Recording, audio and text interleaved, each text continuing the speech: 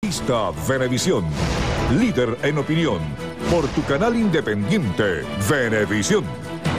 Bueno, vamos a conversar con nuestro invitado de hoy, Enrique Márquez. Él es presidente ejecutivo de Un Nuevo Tiempo. Bienvenido. Gracias, Eduardo. Gracias por la oportunidad.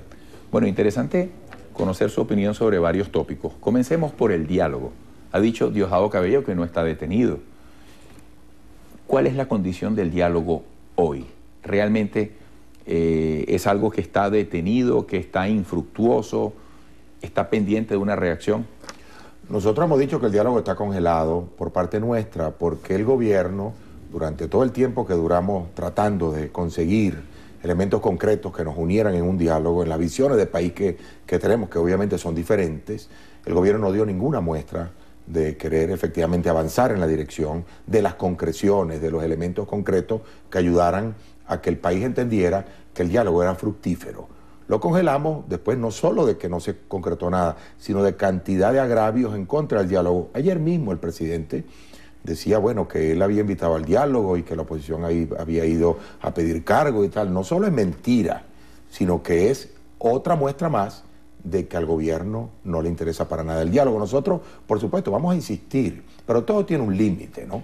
Y vamos a insistir buscando una respuesta positiva para el país, porque quizás al que más le conviene el diálogo es al gobierno, porque se encuentra en una situación el país que básicamente es una olla de presión, la condición socioeconómica, todas las variables socioeconómicas las tiene en contra. Nosotros hemos afirmado con mucha fuerza que el gobierno está arruinando a la familia venezolana, lo que son la inflación, el altísimo costo de la vida, la escasez, el desabastecimiento, generan una olla de presión que no sabemos hasta qué punto el gobierno la va a dejar calentar.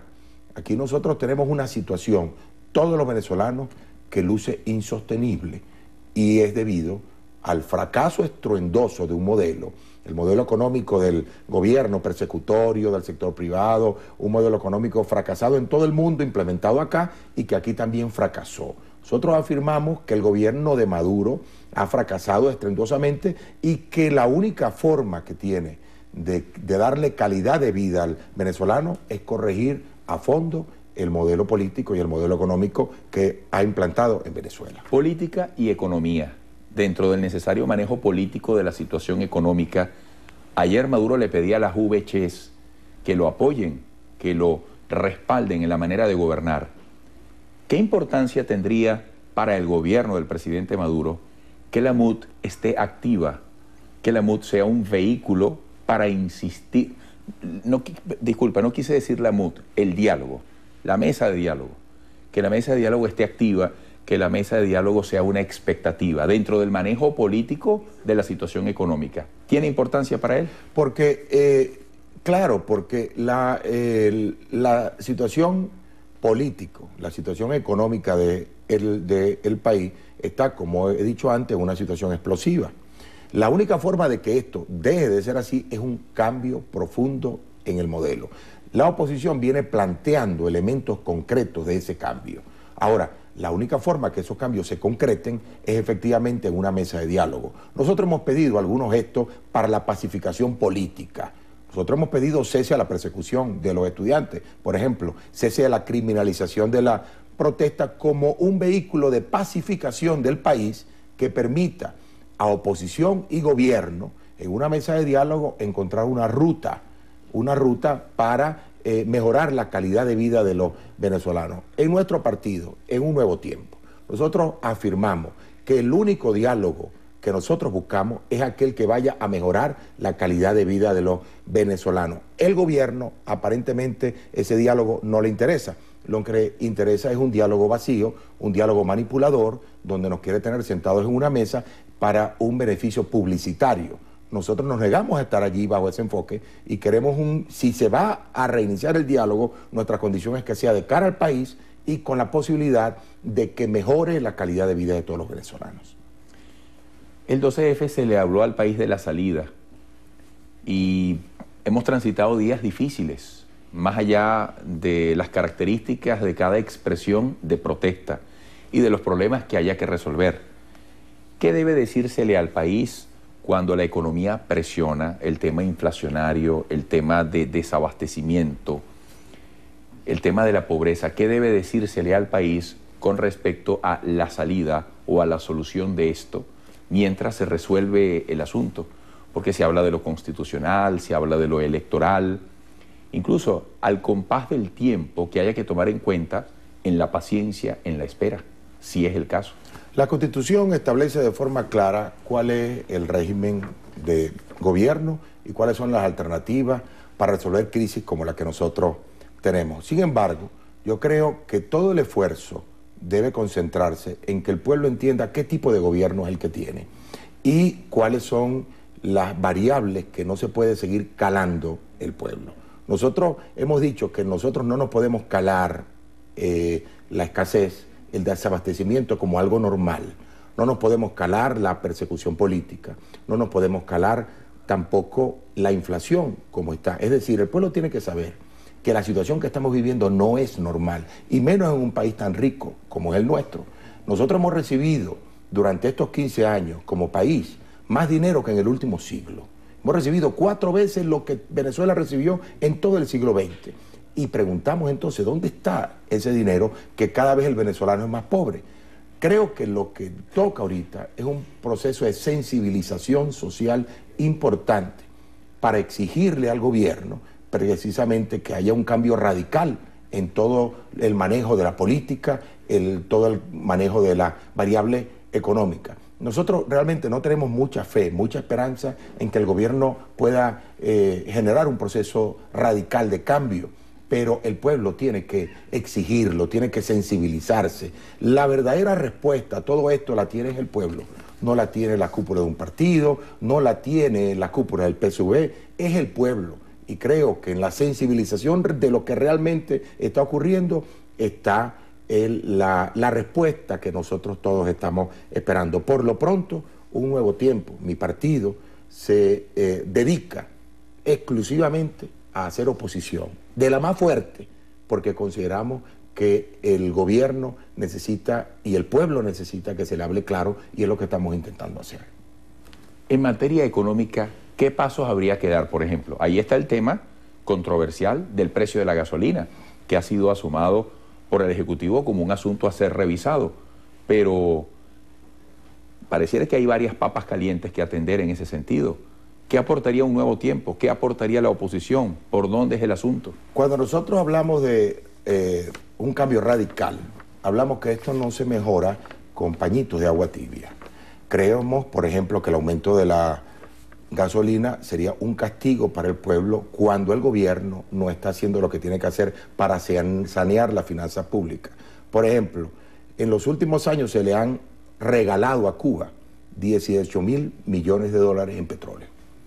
Le estamos regalando a los países de Petrocaribe cantidad de petróleo, todos los días cientos de miles de barriles. Y digo regalando porque no nos los pagan. La factura crece y crece. Ese dinero no debería el gobierno destinarlo, es decir, dejar de regalar ese petróleo y destinarlo para curar las heridas económicas que tiene el país.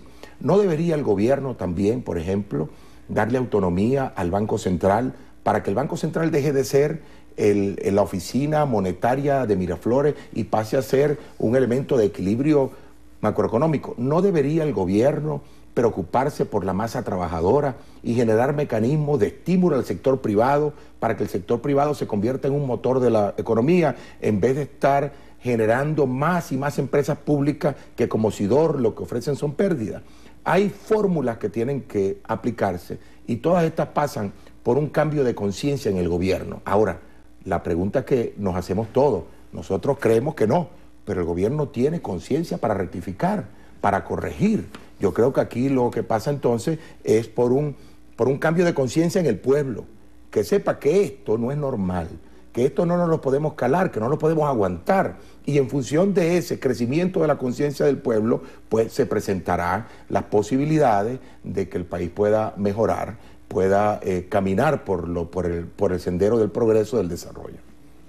Bueno, ahorita vamos al Mundial de Fútbol. El país se pondrá a hablar de fútbol, después vienen las vacaciones escolares. Pero, ¿qué efecto tiene que avance el tiempo sin que se tomen las medidas que según su criterio deben tomarse en materia económica? Bueno, un efecto de olla de presión. La inflación de abril fue de marzo fue 4.1. La inflación de abril, aunque el gobierno no la ha publicado y está en mora, ya tiene un mes de mora en la publicación, extraoficialmente se conoce en 5.7, es decir, 1.6 más que en marzo, anualizada casi el 55%. Y a medida que va avanzando el año, la inflación va subiendo. Es decir, es como una olla de presión que le va subiendo la llama. La situación económica es explosiva. Si vas a buscar medicamentos a la farmacia, no los encuentras. ¿De quién es culpa eso? Del gobierno, que no le entrega divisas a los laboratorios ni a las droguerías. Si vas al mercado, no consigues leche, no consigues azúcar, no consigues aceite. ¿De quién es culpa eso? Del gobierno, que generó una política de desestímulo a la producción nacional y de persecución al sector privado. Si vas a comprar un caucho, no lo encuentras. Si vas a comprar una batería, no la encuentras. Eso tiende a empeorar en el tiempo porque el gobierno no está haciendo absolutamente nada por mejorar esa realidad. El pueblo lo sabe y lo que nosotros afirmamos es que esa situación es explosiva. El gobierno no puede seguir jugando con candela en esta materia y tiene que buscar la manera de cambiar radicalmente. Ese cambio profundo que necesita la economía del país, la sociedad venezolana, estaría en manos de ellos, pero vemos cómo patean el diálogo, vemos cómo no dan muestras efectivas de querer corregir. No hay un solo gesto político o económico que no haya sido el aumento de los precios. De las conferencias de paz, en economía, ¿qué resultó? Aumento de precios. Pero el aumento de sueldos que se generó no fue suficiente para paliar todo este crecimiento abrumador de los precios de todos los productos. El venezolano va, si lo encuentra, no lo puede comprar. Enrique Márquez, gracias por esta visita. Gracias a ti, Eduardo. Hasta pronto. Presidente ejecutivo de Un Nuevo Tiempo. Saludos al Zulia. Encantado, por supuesto. Mañana diré Maracaibo, allá voy. Voy a un evento de periodismo de paz convocado por los 100 años de Panorama. Que eso me tiene muy feliz. Que te vaya muy bien por allá, por esa bella tierra de Maracaibo. Muchísimas gracias. Quedamos con